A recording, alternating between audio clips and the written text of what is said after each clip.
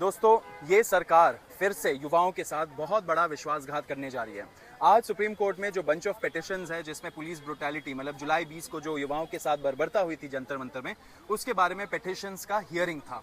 उस हियरिंग में हम दोनों गए थे। वहां पे आज सुप्रीम कोर्ट के जजेस ने क्लियर कर दिया एंड सरकार से क्लियर करके बोला कि आप हमें एफआईआर्स, जो सारे देश भर में एफआईआर्स हुए छात्रों के खिलाफ, युवाओं के खिलाफ, उसका एक लिस्ट दे दीजिए। वो लिस्ट मिलते ही हम अपना आर्टिकल 142 पावर यूज करके वो सारे एफआईआर्स को एक झटके में खत्म कर देंगे, क्वॉश कर देंगे। लेकिन सरकार की मंशा आज वो नहीं लगी। सरकार हेजिटेट कर रही थी, सरकार चुप रही, सरकार ने कोई कमिटमेंट नहीं दिया। उन्होंने बोला कि 2800 हार्डन क्रिमिनल्स है, उनके लिए तो हमें इन्वेस्टिगेट करना पड़ेगा।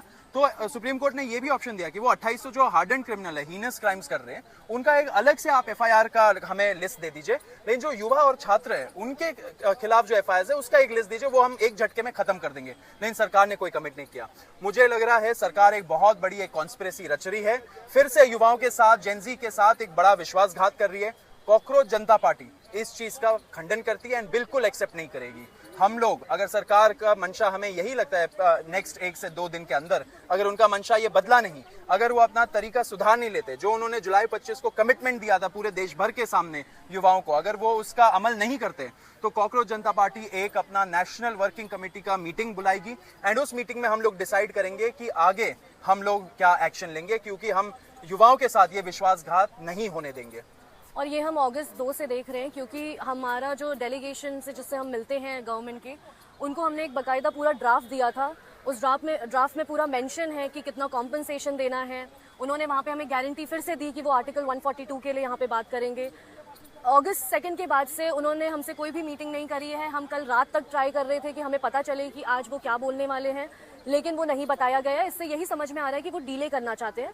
और इस देश में ऐसा चलता आ रहा है, जो चीज़ डीले होती है वो लोग कहीं ना कहीं भूल जाते हैं और फिर यहाँ पे आप एक्शन ले सकते हैं बच्चों के अगेंस्ट। तो हम बिल्कुल भी नहीं चाहते हैं। जो हमसे वादे किए गए थे 20 जुलाई को, 1 महीना होने को आया है। हम सरकार से फिर से बोलेंगे कि आपने जो चीज़ें बोली थी, आपके डेलीगेशन ने जो हमें प्रॉमिस करा है कि यहाँ पे वो सुप्रीम कोर्ट से अपील करेंगे आर्टिकल 142 के लिए और सारी एफआईआर्स को क्वॉश करने के लिए, वो जल्द से जल्द करी जाए और सारी एफआईआर की कॉपीज भी हमें प्रोवाइड कराई जाए। सारा जो लिस्ट सुप्रीम कोर्ट ने आज 3 बार बोला सरकार को देने के लिए, वो सरकार क्यों नहीं देना चाहती है एफआईआर का लिस्ट? क्यों युवाओं के खिलाफ वो सारे एफआईआर्स को लंबित रखना चाहती है? तो हम चाहते हैं कि सरकार जल्द से जल्द ये एक्शन ले। ये कमिटमेंट दिया था, वो कमिटमेंट को ऑनर करे, नहीं तो कॉकरोच जनता पार्टी को डिसाइड करना पड़ेगा कि कैसे वो सरकार से ये सारी चीजें अमल करवाए।